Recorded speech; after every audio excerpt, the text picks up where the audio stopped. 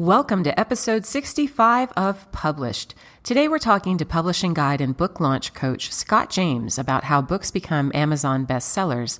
Scott explains how he helps authors plan successful book launches and bestseller campaigns and how this can add value to your book promotion strategy. Welcome to Published, a podcast by Greenleaf Book Group, where we'll discuss the ins and outs of the publishing industry, from writing a book and finding the right publisher to gearing up for a book launch. And now, here's your host, Greenleaf Book Group CEO, Tanya Hall. Welcome back to Published. Many authors want the distinction of being labeled a bestseller, but aren't sure how to get there. Trying to become a bestseller can seem like a complicated or elusive process when you're going it alone, but Scott explains how it all works for the Amazon lists in today's episode. From pre-sales to Amazon reviews, Scott goes over what is and isn't important when trying to reach a bestseller list. He'll also talk about how to find your appropriate Amazon categories and which mistakes to avoid when planning your book release and building your Amazon listing. In this episode, Scott leans on his expertise as a book launch coach and publishing advisor and discusses how he helps authors reach strong sales and rankings with their books and how you can do the same. Let's get into the interview. All right, Scott, welcome to Published. Very nice to be here. Great to see you, Tanya. Yeah, likewise. Well, let's start off by having you tell folks a bit about yourself and what you do. Yeah. My name's Scott James. I'm a publishing guide and a book launch coach. And essentially, I just like to support especially independent authors to go from idea to published. And then also, I like to think about it like give the book the launch it deserves. You worked, for 2 years on it. Let's give it a good jump start out of the gate. Yeah, 2 years in the best scenario, right? Right. Yeah. If you did it quickly. Yes. Yeah, no kidding. And I'm going to apologize to everybody in advance. Scott knows I had COVID recently and my voice is intermittent, but we'll try to power through. Okay, so today we're talking about Amazon bestsellers. Yes. And to kind of lay the groundwork here for our listeners, for those who are unfamiliar, what does it mean to be an Amazon bestseller? Yeah, well, that is an excellent question. And I'll preface this by saying there's a whole lot of debate around what that answer is. But the easiest answer is to say that if you're the number one book in any category on Amazon's website, you'll get a little orange flag that says number one bestseller. And that means that you're the bestseller in that category. Then there are, I'd say, other versions of that.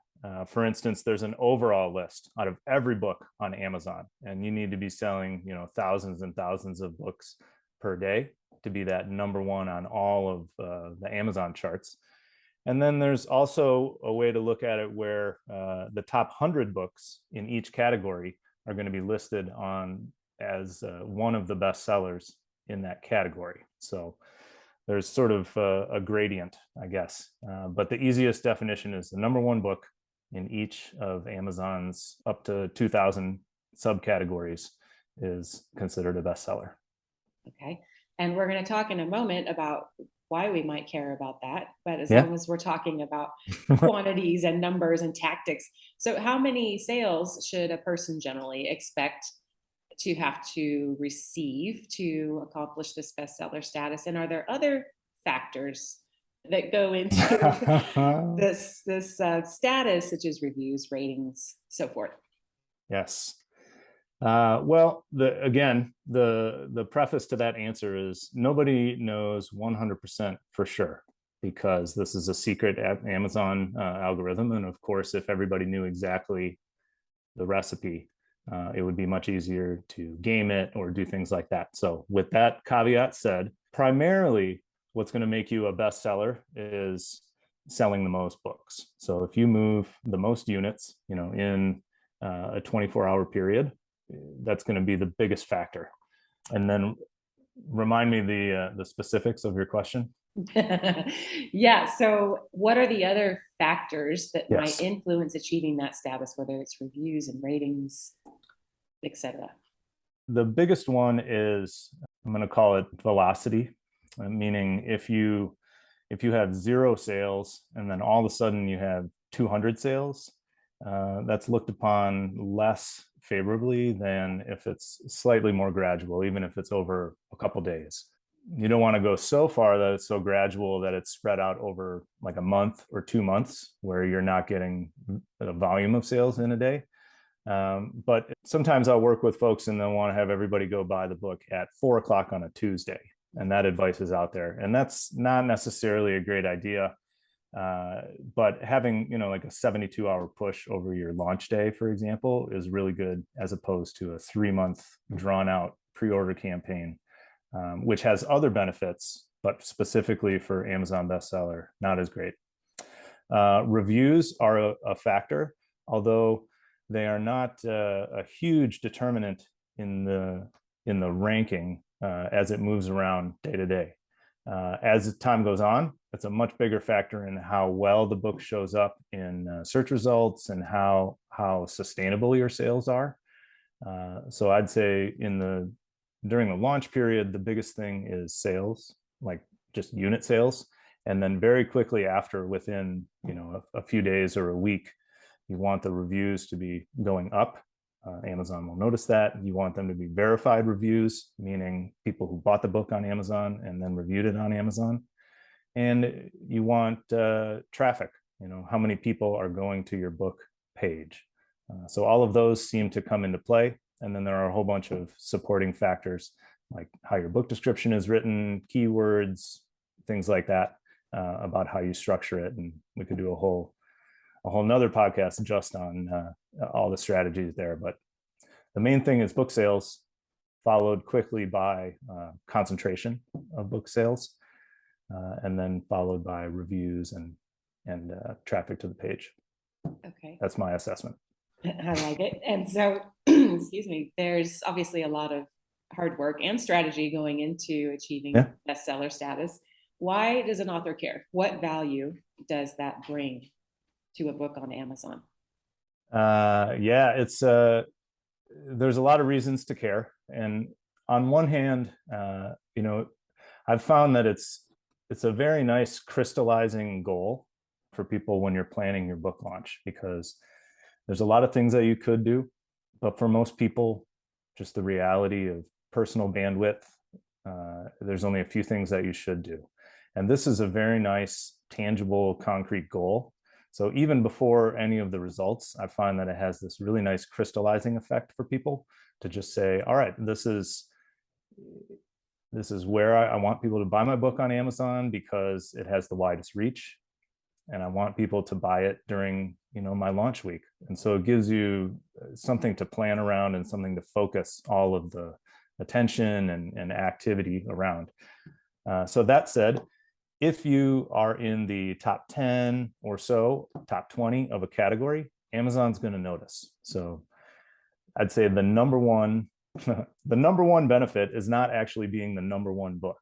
The number one benefit of being sort of doing a bestseller run is being in a top ranked book in one or more categories that your target audience is shopping in or browsing or pays attention to. And a big reason for this is because when you're able to get your book highly ranked, Amazon will take notice if you can maintain that ranking over time, and they'll start to do things on your behalf, because Amazon is an e-commerce store. And so they notice that you're selling. They want to help you because they see that people are buying your book, and it becomes a virtuous cycle. So if you sell well consistently, for days, weeks, months, Amazon will start to recommend your book to other people who shop in those categories. Sometimes people will be following a category on Amazon, and you might be included in like a hot new release email. You might be in those carousels further down the page. So all of those are the really big, meaty benefits, because they put you in front of an audience that isn't yours. These are not your friends and family going to buy a book on launch day. This is people who are looking for a book on leadership, or people who are looking for a fiction book in your genre. So being able to pick out of the hundreds and thousands of categories on Amazon, the ones where your target audience is, that's the biggest benefit. Secondary to that, but flashier, is if you can be a number one bestseller, you can put it in your bio. You can talk about it. It's going to be, something that you can claim forever. And that's really valuable if you're someone who's using your book to pivot or to build a speaking career, if you're trying to have the kind of bio that is noticeable and draws attention for somebody, a client or a business. So it has all kinds of concrete benefits, like trackable benefits with sales, traffic, etc. And then it also has these harder to track or more intangible benefits where it just bolsters your reputation, your thought leadership bio. Yeah. And you mentioned, of course, Amazon's an e-commerce site, but I often tell people, additionally, think of it as a search engine, because it is. Yes. And this then is SEO for this search engine that is very powerful because you can buy from it. Totally. And I'll yes and you on that one. I also like to say that ranking well in relevant categories over time is a very powerful brand building gesture.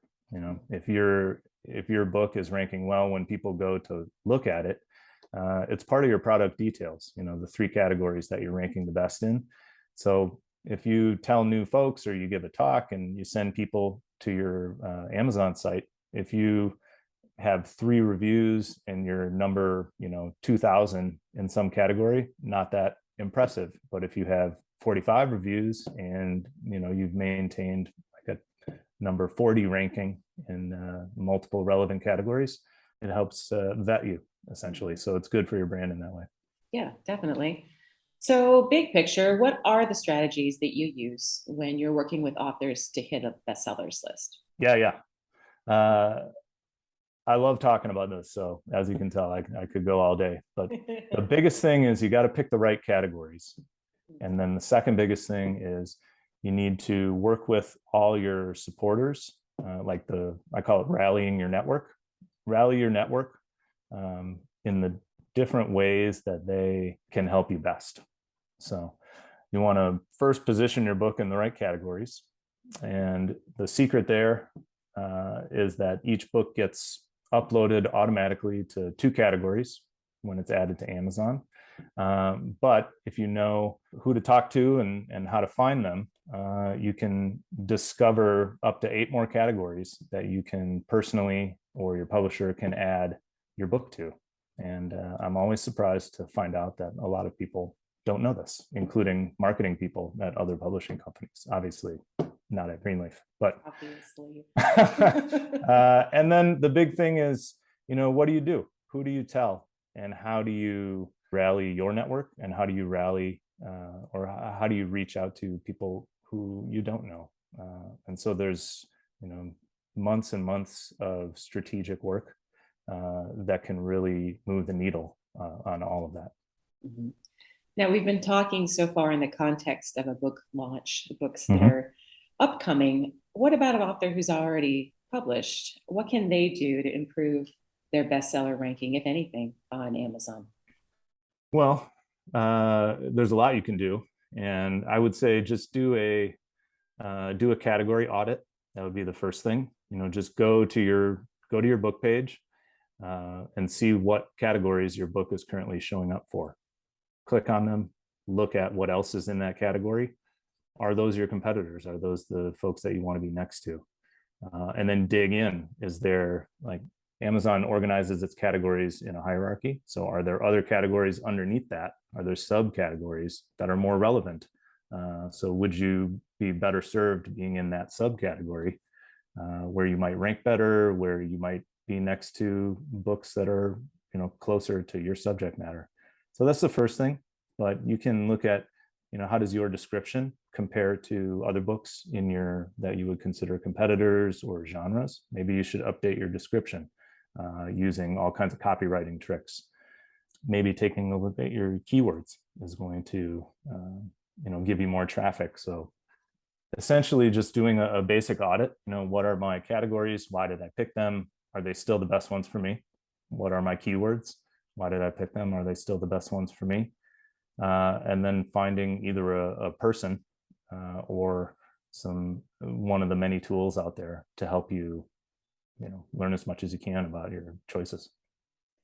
And you mentioned categories, and I'm sorry if this question gets a little bit down in the weeds, but I imagine folks are wondering, So what is the quote right category? Is it the most accurate category for my content, or is there a way to assess a category in terms of relative competition within the category to select it that way? Or is it a balance?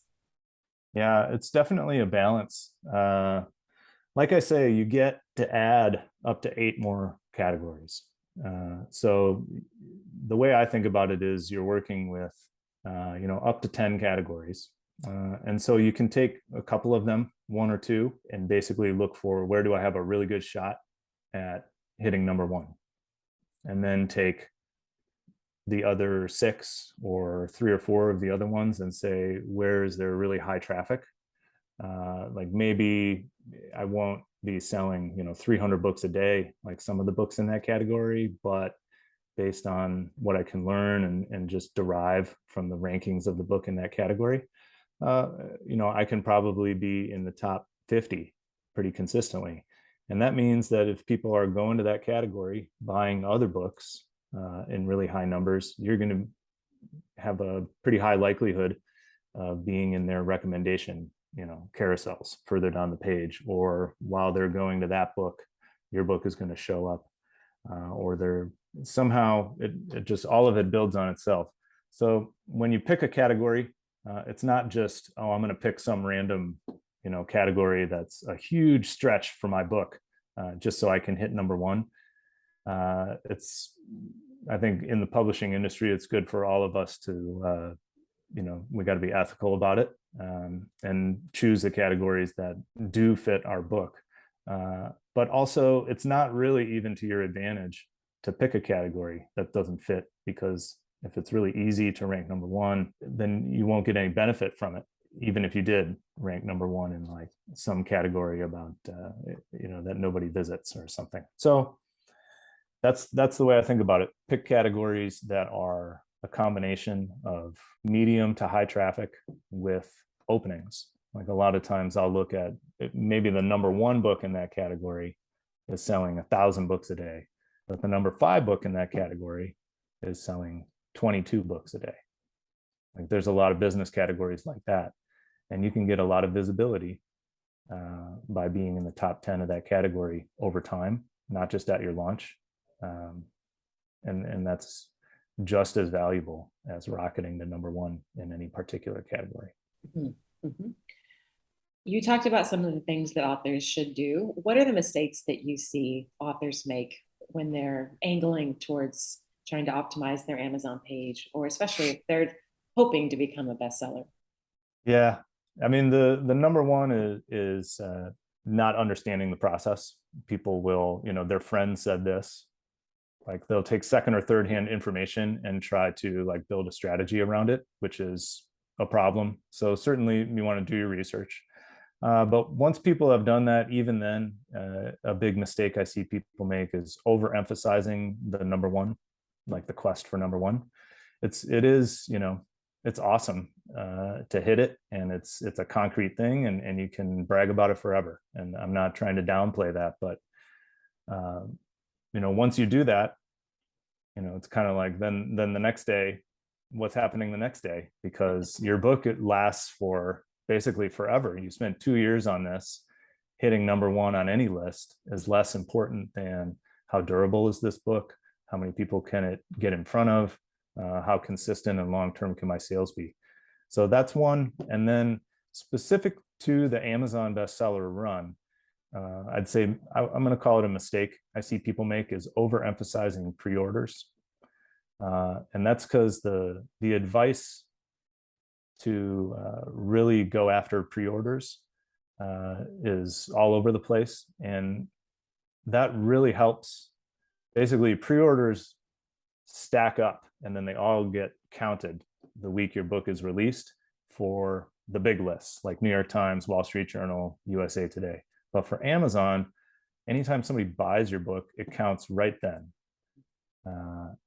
And so if you are sending people for 2 months to go buy your book, you do get all those sales, you get the royalties, etc. But if you're selling, 10 books a day for 2 months and you sell, 250 books, you're going to rank in your categories wherever selling 10 books ranks you for those 2 months, as opposed to if you compress your pre-order period even to 1 week, or if you sort of use your pre-order time not to drive sales, but to get people excited and then unleash all these people who are wanting your book during launch week, then you're going to do a more concentrated volume of those 250 sales. And that's going to give you a lot more visibility right at launch. And so it's, I don't know if it qualifies as a mistake. I view it as a mistake specific to the Amazon platform. Yeah, I guess it depends on your goals, but it could be a mistake. So you've talked a bit about activating an author's network in roundabout terms. When thinking about friends, family, all the folks that we as authors hope to lean on to support us in these types of quests, or just to raise our Amazon author profile, how can those folks help? Well, the biggest way that anybody can help you is to either put your book in front of their audience, if they have an audience, or introduce you to someone who can put your book in front of their audience. So I would say the hardest thing for any author is to get exposure to new potential readers. So if you know someone who has a connection to media, or somebody who has a podcast, etc., an email list, and those folks have a similar audience, or there's an overlap of the audience, getting those introductions so that maybe there's a connection and they'll put your book in front of their audience. To me, that's the most important. Aside from that, most people don't have that. So it's really helpful to just sing the book's praises when it comes out on social media. It's really helpful to go and leave a review. It's really helpful to buy a copy and just tell your friends. Definitely. And I'll add, having published my own book, it's surprisingly, what's the word I'm looking for? It's not instinctive to turn around and ask your friends to write a review when they tell you how much they enjoyed your book, or even a perfect stranger. And you have to develop your own cadence for this and have it just become an automatic response, even if you're slightly uncomfortable. I'll do it now. I have strangers who reach out on LinkedIn and they say, I picked up your book. It came into my life at the right time. Thank you so much. And my knee-jerk reaction would just be to say, well, thank you so much for taking the time to write me a note, and I'm glad you enjoyed it. But I have to add, would you mind please leaving a review on Amazon if you enjoyed it? And they always are like, oh, of course. It just is, it doesn't occur to them very often. So you've got to ask. Yeah. One more, I'll yes and you with that too, because it's amazing how challenging it is. And I find friends and family, especially, or colleagues or clients, things like that, everybody's just busy, and giving people reminders help. And the phrasing that I've found people are comfortable with is, I love that you loved my book. The hardest thing for me is to get quality, honest reviews on Amazon. If you want to help me, please go put that book on Amazon. And then you're sort of enrolling the person onto your team. And so it's a nuance, but I find even authors who are uncomfortable with self-promotion can, get behind this idea of well, they already love the book. And now I'm just asking them to help. So it's what you're saying, same. I run into that all the time. And just having a phrase ready for how to ask is as helpful as having an elevator pitch. And I tell folks that, it's good to have as many reviews as you can at launch. And then a good target is after your launch period, there's always this question of what do you do? Well, try to get 100 reviews on Amazon, because 100 reviews is super noticeable. So if you can get to that in a year, you're going to be doing a lot of this just sort of